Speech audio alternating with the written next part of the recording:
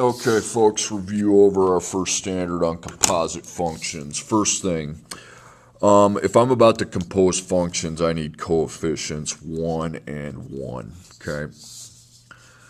So we got to find f plus g of x. I got my f function and my g function. Now I'm just composing them using various operations. So a plus sign, and we put 1x plus 5, and then 1x to the power of 2 plus 2. Now that the parentheses, 1, a 2, a 3. You got an exponent, but it's just to the x, so I can't simplify. I don't need to simplify any exponents. There's no distribution, and then combine like terms. Should be pretty easy. X second, you got 1. X, you got 1. 5 and 2 makes 7. Boom. Now put that 3 into your composition, and that's what f plus g of 3 is.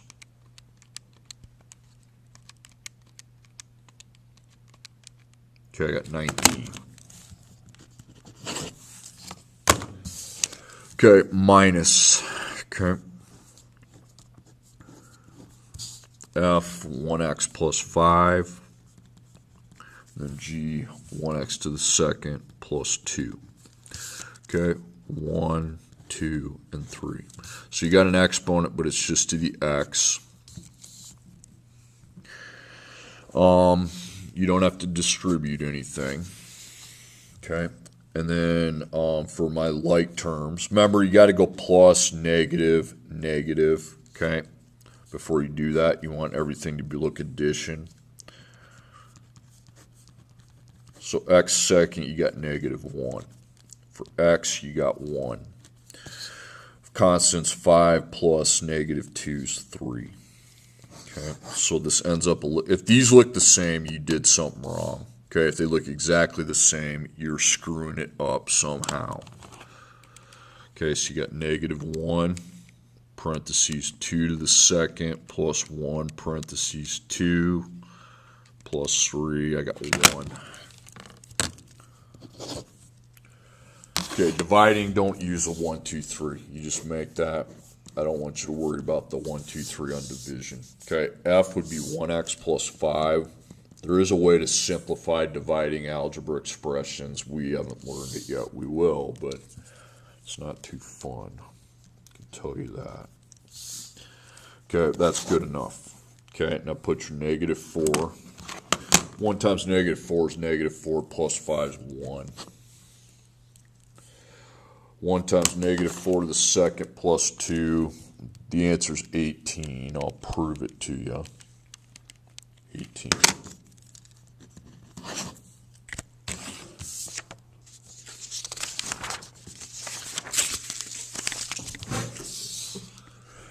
Okay, now this little circle stands for input.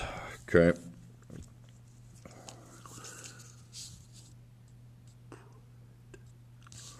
Okay, so we go 1, or no, what am I doing? First I got to set it up. Okay, so I start with my f function, which is 1x plus 5. Then the x has to leave. Remember the plus 5 after that. There's no power yet, okay? And then for that x, I put 1x to the second power plus 2. Okay, now I'm ready to simplify. You have an exponent to just x. Okay, number 2, you need to distribute your 1. It's just the same thing, but at least I'm following it. Okay, then pretty much, this is, I mean, you can draw your spaces, but I pretty much got this simplified, okay? So 1, 2, and 5.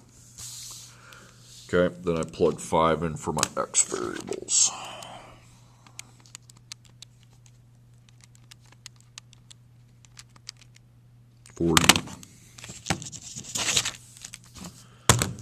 Okay, now your g function is 1x to the second power plus 2.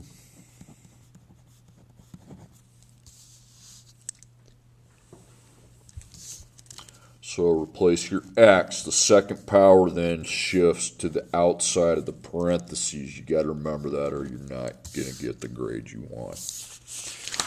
Okay, and then f is 1x plus 5.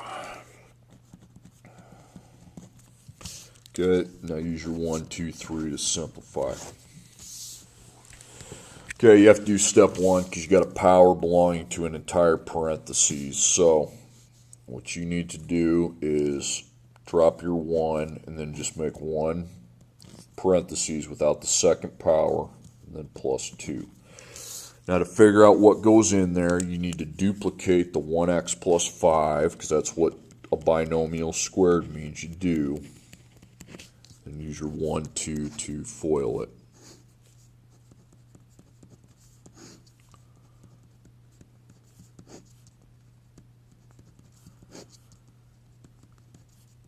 Okay, so this becomes 1x to the second, 10x, 10x, and 25. So x second 1, 10 plus 10 is 20, 25. Okay, now I come back here and I just write that trinomial inside of that. Now I proceed, okay? And that, folks, is how you square a binomial. You've done it before. You just have to figure out what this exponent belongs. You have to do step 1. You're getting that exponent out of the outside of the parentheses. Okay, then you distribute 1, which means it'll just be the same thing, but at least the parentheses won't be there. Add the 2. Now we're collecting like terms. So x second, you got 1. You got 10. 25 plus 2 is 27. Okay. Now we insert negative 2 into the expression.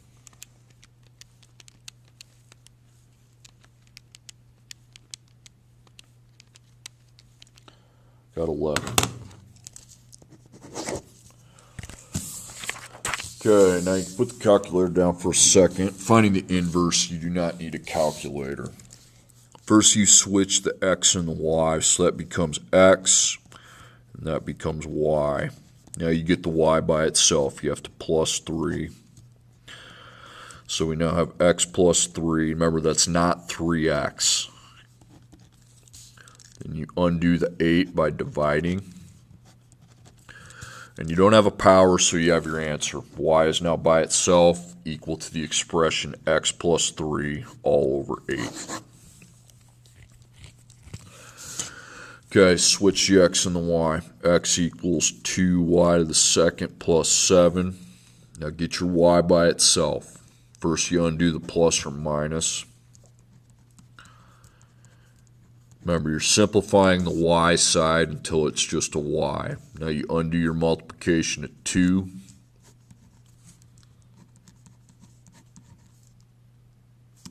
Whoops, my bad. I have a second power there, so we need to put a radical over the top of both sides. 2, 2. Now the y is by itself. I need to put my radical, put a 2 in the index, so I know that that's a square root. X minus 7 over 2. There's no need to use a calculator on that. If you use a calculator, you're doing something wrong on the inverses. Now, if you use a calculator on the next thing, you're doing something wrong too. Find the two functions, the two separate functions that if I were to compose them would give me this expression here. So you have some kind of a structure. It could be a parentheses, a square root, an absolute value. Here it's or any kind of radical, actually. So here I just circle the part that's kind of separated. And then the f is just everything else. So you got 4. Put your parentheses, but you just put, instead of x minus 3, you just put x. That's simple. Second power plus 6. And the g is just the x minus 3 portion. Because if I wrote f out and replace the x, I would put x minus 3. Now, unfortunately, I don't have to simplify it, so that's good. Okay, now here, this time you have an absolute value. Instead of x minus 3, you just put x. Then your g is just x minus 3. That's simple. Now, in the story problem, cross out A, B, and A and B, okay? And I just need to see the work on C and D. Stores selling very expensive items will on a day in March sell any item for $20 less than the listed price. On any day in March, the store will give a discount of 15% to any customer who can prove he or she contributed to local charity. Okay, so here's what I do. I put the X variable down because I don't know the price of what I'm buying until I get down here, okay? Now, find your money amount, okay? By the way, this is wrong. This should say 20. I screwed that up. $20 less, that means minus 20. That's what the phrase less means. Now, look at your percent. Now, remember, percent means you multiply the variable, but you don't multiply by the percent given. You have to take 100%, and a discount means you get 15% of the price taken away, leaving you with a remainder of 85%. So 0.85 is what the X is multiplied by from the front. All right, now write out the same thing. Now put parentheses where they go. They want $20 off first, so we parenthesize the X with the minus 20. That's all you do. The times is outside the parentheses, by the way.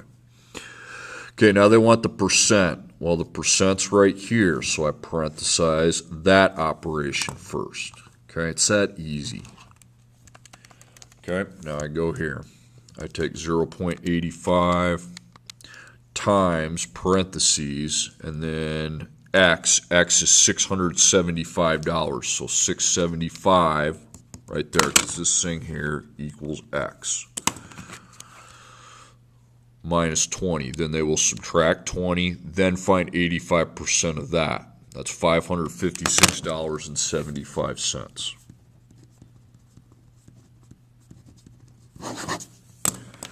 Okay, now to find out what this equals, parentheses right away, because I want it to be 0.85 times 675 first, and then whatever that is, take away 20. 553.75. Again, one should be a little bit higher than the other. If I'm selling, I want to do it this way. If I'm buying, I would want to do it this way, because the object when you buy is to cheapen it.